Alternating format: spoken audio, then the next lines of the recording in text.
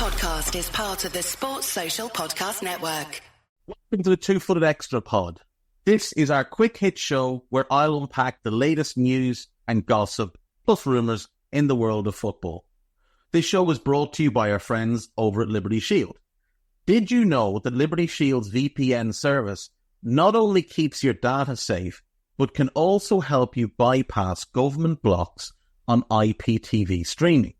When connected to Liberty Shield, your internet activity is encrypted, meaning your ISP can't see or block those crucial live football streams when you sit down to watch.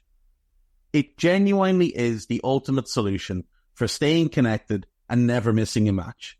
Right now, you can save 25% by using the code EPL25OFF. That's EPL25OFF at checkout. All caps, no spaces. Oh, and one more thing. For more in-depth analysis on the biggest talking points from around the world of football, don't miss my main show, the Two-Footed Podcast, with new episodes dropping every single weekday.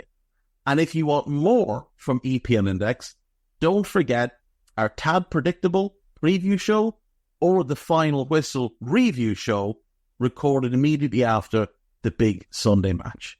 Now, let's crack on. What's good, boys and girls? Welcome to Two-Footed Extra on Tuesday, September 17th, where the biggest news of the day is that Craig Levein has been sacked as St Johnstone manager, just 5 matches into the new Scottish Premiership campaign. We have seen managers sacked quite early this year, which surprised me a little bit. I didn't think it would happen this soon. We obviously every year we get a lot of managers sacked in the varying different divisions, but you know, when we start to look around, I think there's definitely more managers getting sacked earlier. Like, let's take the Scottish Premiership, for example, or should I say Scottish football in general. Craig Levein is the first manager to go in the top flight this year, but if I'm not mistaken, in the Championship, we had Ian Murray sacked by Wraith Rovers, I believe, after 1 game, very, very early. In League One in Scotland thus far, we had Jim McIntyre of Arbroath. He was sacked. And then, what about League Two? How are we looking in League Two this year? Yeah, we had Scott Agnew, who resigned from Stranraer. Not sacked, but did resign. Now, they're semi-professional in the second division of Scotland, but still, so that's every division now in Scotland has had a managerial change. In England, obviously, as yet, no Premier League changes, but we've had 2 in the Championship. Ryan Lowe gone from Preston and Stephen Schumacher gone from Stoke City.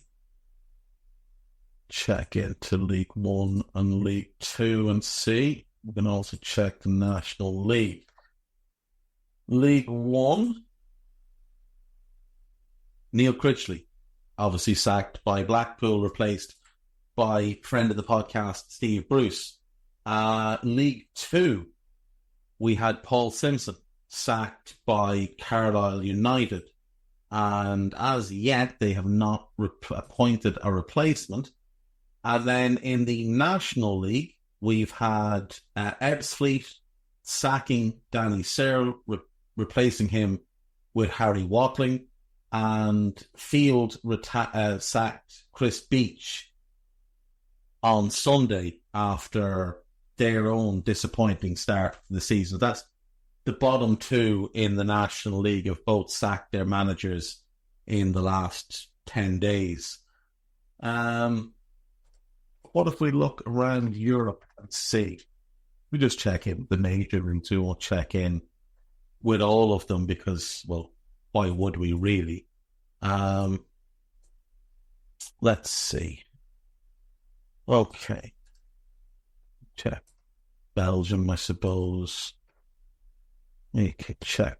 Obviously, Germany, Italy. Might as well check Greece. Things tend to be a bit wild. Turkey, Spain. Yeah. Portugal. Netherlands. Is that all them? Is that all the leagues we want to have a look at? That's probably all the leagues we want to have a look at. So, in the Austrian Bundesliga, no changes thus far, all very sensible. In the Belgian Pro League, St. Truiden have sacked Christian Lattanzio, who they'd only hired in the summer. So he oversaw 6 matches, 3 draws, 3 defeats, and out on his ear. Thanks for coming. He had solely managed in the City Football Group and then in... Oh, actually, was he... He must have worked under Vieira. He was under Vieira, wasn't he? He did. He worked under Vieira at City, at New York City, and then with Nice. Then he didn't follow him to Palace. He stayed with Nice. Then he went to Charlotte, and then he worked with Charlotte until the previous summer. Didn't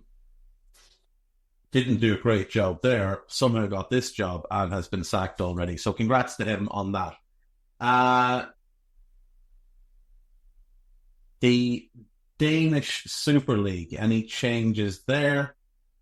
No, none so far. The Bundesliga, don't think there's been any changes in the Bundesliga, has there? There has not been any changes in the Bundesliga so far this year. The Germans, always very sensible as well. In Serie A, no, so far, no changes. In Greece, I thought there'd be a couple. There's 2. Asteres Tripolis have sacked Milan Rastovac and appointed Claude Makelele as their new manager. Now, Makelele has managed Bastia and Eupen in the past and not had huge success, shall we say, with either. So, curious to see how he gets on this time.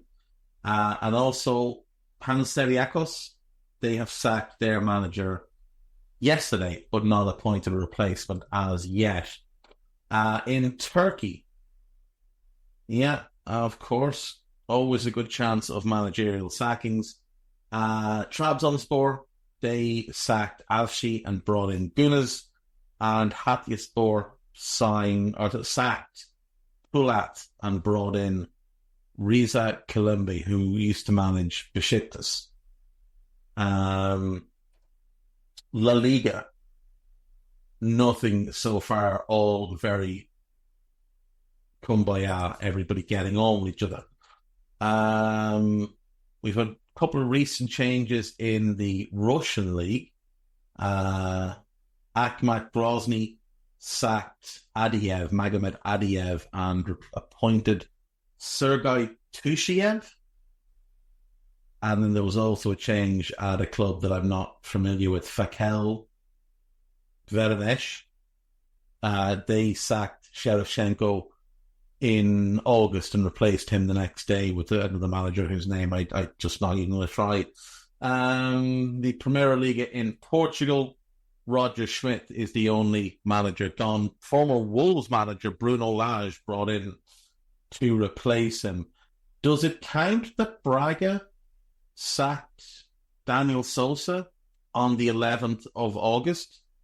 They appointed him on the 24th of May and then sacked him on the 11th of August and hired former Sheffield Wednesday and Swansea manager Carlos Carvalho, who has been around.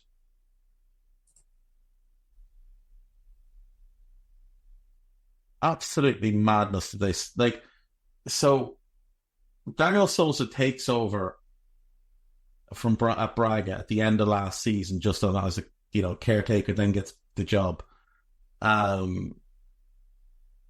He's managed 4 games at 1-2, drawn 2. They did draw 1-1 with Amadora, which is a bit of an embarrassing result, but that was the first goal they'd conceded. Not really sure what more they were expecting from him. Like, he done really well with Aroca. He did well with Gil Vicente when he was there. I just don't understand what more Braga were expecting of them.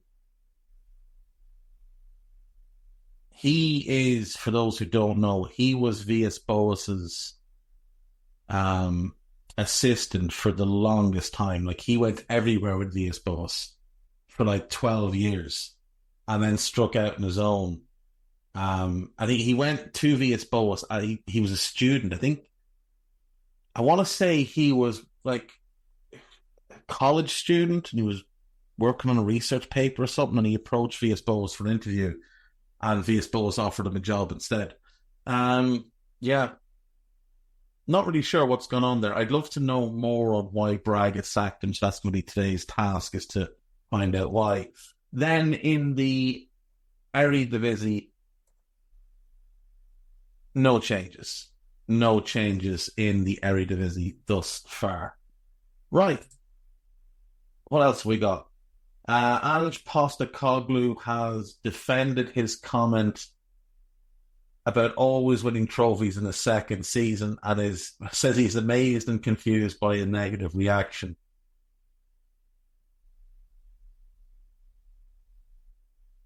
Huh. It's funny. He just stated a fact and people got all upset about it. Look, it is what it is. Ange doesn't need to worry about it. He needs to worry about sorting out the balance in his team, though. Adrien Rabiot has finally found a new club. He is signing for Marseille. So he's definitely not getting the 250 grand a week that he was looking for. But it's a good move for him. It is a good move for him. It's a good move for them as well. Though he is an enormous pain. Well, his mother's an enormous pain in the arse. Right, I'll be back after the break with the gossip. Right, welcome back. So, last bit of news actually is both Rodri and Alisson complaining about how many games the players have to play these days. I've addressed that on today's Daily Red. If you want to go listen to that, my views are there. Gossip. Barcelona will improve Lamine Yamal's contract for this season and have held talks about extending his deal until 2030 when he turns 18. So they'd give a better deal for this year and then a big proper deal kicking in next summer. That would make sense. Crystal Palace and Ipswich are both monitoring Ben Chilwell ahead of a potential January move. Ipswich, I could see potentially. Not sure I see him going to Palace, to be honest. Bayern Munich are having difficulties convincing Jamal Musiala to renew his contract, which could spark interest in the German from Manchester City and Manchester United and every other top club in the world. John Dyche is considering a shock move to replace Jordan Pickford with Nick Pope. Well, he'd have to sell Pickford, so it wouldn't really be a shock, to be honest. It also wouldn't be a shock if he targeted Nick Pope, considering he managed him for years. Manchester United are expected to offer Amad Diallo improved contract terms in the coming months. His deal runs out next summer. Nothing like a player just skating through life at United for a few years, then picking up form, getting a huge new deal, and then most likely not delivering after that. Now, I do really like Diallo, and I don't think he'll be one of them. But it must be pointed out that, up until the back half of last season, he could only have been described as a flop at United. Signed in the summer of 2020, played 8 games, spent the following season on loan at Rangers, struggled badly, spent the following season on loan with Sunderland, did really well. Last season he played 12 games. Now, he did have an injury, but he played 12 games. And then, so far this season, he's played 5 games, but he has been good. But he had a couple of good moments last season, but not necessarily anything you'd be given a new contract over. But given the fact that United spent, so I want to say 40 million, including add-ons, to bring him in, they have to renew that contract. John Texter wants to speed up the sale of his Crystal Palace shares to enable him to purchase Everton. Liverpool are reportedly interested in Angel Gomes. I would doubt it. Eintracht Frankfurt and Egypt striker Omar Marmoush is keen to secure a Premier League move. He's keen to secure Premier League money is what he's keen to secure. Liverpool, Arsenal, Crystal Palace, West Ham all interested. The latter two are more his level as a starter. The other two, he would be a good squad player for Liverpool or for Liverpool or for Arsenal, but he wouldn't be a starter. Not at this point, now maybe in time, but it's worth noting he's only really had sort of 2 seasons where he's really impressed. He was fairly mediocre on loan at Stuttgart a few years ago, and he was fairly average on loan at St. Pauli in the 2nd division. But then after going to them, he had a really good year with Wolfsburg. Then he joins Eintracht, and he was brilliant for them last year. Like, really did kick his game on multiple levels, improved as a goal scorer, etc. But it's only really 2 seasons of anything of note, and like, he's 26 in February. Not exactly a kid, so yeah, good to see. He's a late bloomer. The door could be open for Stephen Clement to return to Rangers and replace... Stephen Gerrard to return to Rangers and replace Philippe Clement as manager. I mean, if that's what he wants to do, fair enough. Manchester City are monitoring Morgan Gibbs-White, but Forest are keen to offer the international a new deal. And Ferland Mendy is set to sign a new contract with Real Madrid to keep him there until 2027. So there we go, folks. That's everything for today. I'll see you all tomorrow. Bye-bye. This podcast is part of the Sports Social Podcast Network.